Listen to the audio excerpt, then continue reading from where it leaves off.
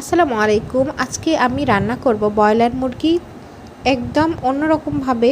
এটা রান্না করলে মনে হবে যে একদম শক্ত মুরগি বা দেশি মুরগির মতন টেস্ট হয়েছে।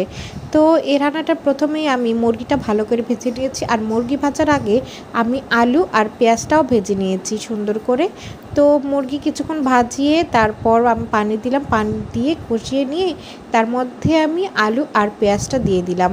এবার পেঁয়াজ দেওয়ার পরে আরও একটু কষাতে হবে, কারণ কষাতেই যত কষাবেন রান্নাটা তত টেস্ট হবে। আর লবণ ঝাল সব টেস্ট পাবেন হচ্ছে ঠিক মতো দিলে।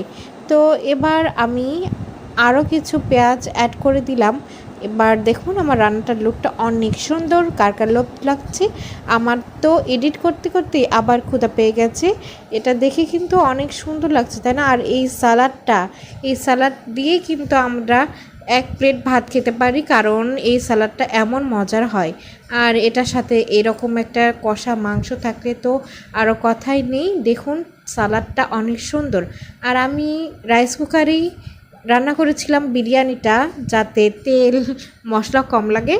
তো এরকম করে রান্না করতে পারেন কিন্তু আপনারা।